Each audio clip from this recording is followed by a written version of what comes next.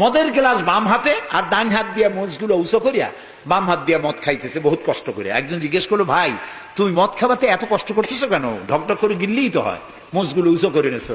কয় যে ভাই, হজরত ওলামায়ে কেরামের মুখে শুনছি পানি টানি কিছু খাইতে গেলে মোজ লাগলে মাকরুহ হয়। ও খাইতেছে মদ, ও মানুষ খুন করে আসছে, আর ও বলতেছে যে আমি বাম হাতের পানি খাবো না। বেটা তুই জাহান্নামে যাবি। আল্লাহ তাআলা বলেছেন, ওমান ইয়াকতুল মুমিনান মুতাআম্মিদান ফাজাযাউহু জাহান্নাম খালিদান ফিহা ওয়া গাদাবাল্লাহু আলাইহি ওয়া লানাহু ওয়া আ'আদ্দা লাহু আযাবান আযীমা। আল্লাহ তাআলা বলেছেন, যে ব্যক্তি কোনো মানুষ হত্যা করে, মুমিন হত্যা করে ইচ্ছে করে, তার একমাত্র শাস্তি হলো জাহান্নাম। কে বলতেছে?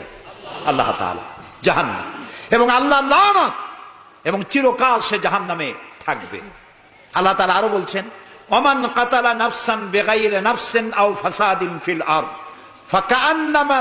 ফাকান্নামা কাতালান নাস জামিআ।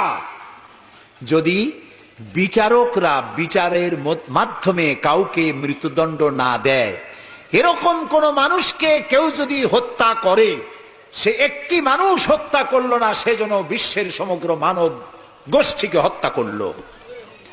একটা মানুষ হত্যা করার অপরাধ হচ্ছে বিশ্বের সব মানুষ হত্যা করার সমান।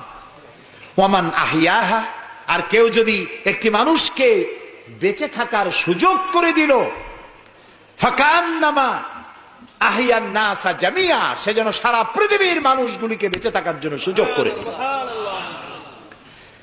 যারা মানুষ হত্যা করে তাদের শাস্তি কি? আল্লাহ তাআলা বলছেন, ইন্নামা জাযাউল লাযিনা ইউহারিবুনাল্লাহ ওয়া রাসূলাহু ওয়া ইয়াসআউনা ফিল আরদি ফাসাদান। যারা আল্লাহর এই জমিনে বিপর্যয় সৃষ্টি করতে চায়, সন্ত্রাস সৃষ্টি করতে চায়, তাদের জন্য 4 প্রকার শাস্তি। কয় প্রকার শাস্তি? কে বলতেছে?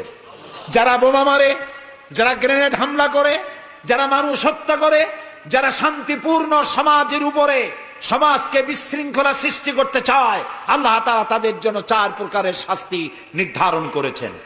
আইয়ুকাত্তালু, তাদেরকে হত্যা করো, আও ইউসাল্লাবু, অথবা তাদেরকে শুল দণ্ডে দিয়ে দাও, আও তুকাত্তা আইদিয়াহুম ওয়া আরজুলিহিম, অথবা তাদের ডান হাত আর বাম হাত উল্টা কেটে দাও। হয় প্রথমে ডান, পরে বাম পা, বাম হাত ডান পা, একটার উল্টা আর একটা কাটো। চতুর্থ, আও ইয়ানফাউ মিনাল আরদ, অথবা দেশ থেকে বহিষ্কার করে দাও।